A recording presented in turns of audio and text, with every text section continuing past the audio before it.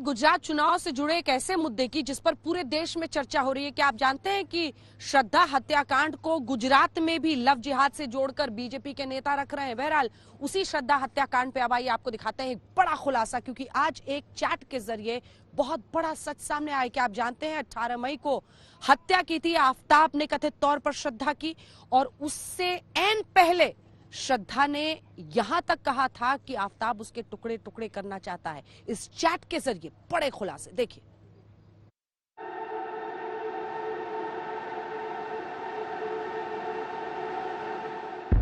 अब तक आपने श्रद्धा के 35 टुकड़ों की खौफनाक कहानी सुनी।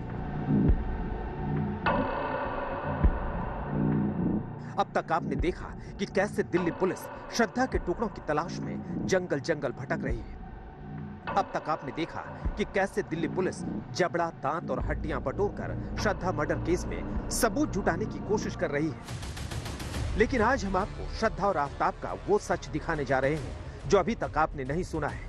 यकीन मानिए, ये ऐसा सच है जिससे आफ्ताब का कत्ल चुटकियों में साबित हो सकता है। ये ऐसी गवाही है कि जिसको कोई झुठला नहीं सकता, क्योंकि ये गवाही खुद श्रद्धा ने दी है। तो सुनिए। मेरा नाम श्रद्धा वालकर है और मैं 25 साल की हूँ। मैं 26 साल के आफ्ताब अमीन पूनावाला की रिपोर्ट करना चाहती हूँ। वो विजयनगर कॉम्प्लेक्स के रीगल अपार्टमेंट में रहता है। वो मुझसे गाली गलौज और मारपीट करता है। आज उसने मेरा गला दबाकर जान से मारने की कोशिश की। उसने मुझे धमकाया और ब्लैकमेल किया कि वो मुझे जान से मारकर टुकड़े टुकड़े कर देगा।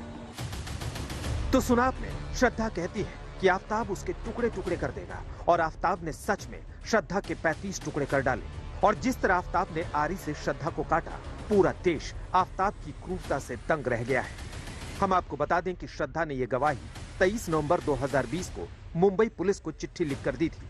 इस चिट्ठी में श्रद्धा लिखती है, आफ्ताब मेरे साथ 6 महीने से मारपीट कर रहा है, लेकिन मैं पुलिस में उसकी शिकायत करने की हिम्मत नहीं जुटा पाई, क्योंकि वो मुझे जान से मारने की धमकी दे रहा था। आफ्ताब के परिवार वाले भी जानते हैं कि वो मुझे मारता पीटता है और जान से मारने की कोशिश भी कर चुका है। उसकी फैमिली जानती है कि हम दोनों साथ रहते हैं और वीकेंड पर वो लोग मिलने भी आते हैं। मैं आज तक उसके साथ रहती हूँ क्योंकि हमारी जल्द ही शादी होने वाली है और उसके परिवार की भी रजामंदी है। अब मैं उसके साथ नहीं रहना चाहती हूँ। और श्रद्धा का डर, ये खौफ 18 मई 2022 को दिल्ली में छतरपुर के एक फ्लैट के अंदर हकीकत में बदल जाता है। अब जल्लाद आफ्ताब का चेहरा दुनिया देख रही है और श्रद्धा के लापता टुकड़ों को दिल्ली पुलिस तलाश रही है। लेकिन सवाल ये भी है कि जब श्रद्धा को आफ्ताब मुंबई में टुकड़े टुकड़े करने की धमकी दे रहा था, तो फिर वो कैसे उसके साथ दिल्ली तक रहने चली आई?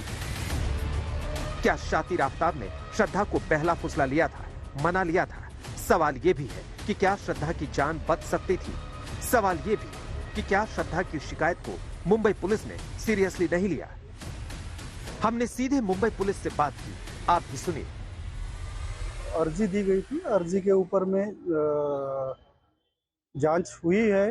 जांच के बाद में खुद जो कंप्लेनेंट है, कंप्लेनेंट ने लिखित बयान दिया है कि उसकी अब कोई कंप्लेंट या तकरार रही नहीं है, और जो उसका जो ये था फ्रेंड था, उसके फ्रेंड के माँ बाप ने आके उनको मतलब समझाया था दोनों को भी, और अभी उसकी कोई तकरार नहीं है, ऐसा करके उसने रिटर्न स्टेटमेंट दिया था।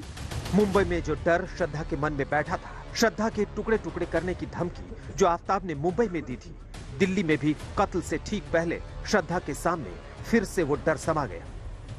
दिल्ली में भी कत्ल से ठीक पहले श्रद्धा के सामने फिर से वो डर आया, और इस दफा तो उसने अपने खास दोस्त को 18 मई 2022 यानी कत्ल से ठीक पहले मैसेज लिखा।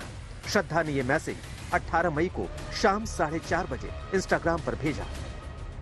दोस्त, मेरे पास एक खबर है, मैं कुछ चीजों में बिजी हो गई थी।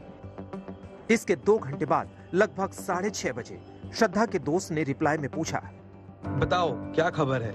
लेकिन इसका श्रद्धा ने कोई जवाब नहीं दिया। फिर उसी दोस्त ने 24 दिसंबर को 4 बजे मैसेज में पूछा, तुम हो कहाँ? क्या तुम सुरक्षित हो? इस बीच श्रद्धा के दोस्त ने आफ्ताब को भी मैसेज किया था। चैट में वो आफ्ताब से कह रहा है कि उसे कुछ बात करनी है। उसने मैसेज में लिखा, कैसे हो? इतने दिनों से कहाँ हो? मुझे तुमसे कुछ बात करनी है। श्रद्धा से कहो वो मुझे फोन करे।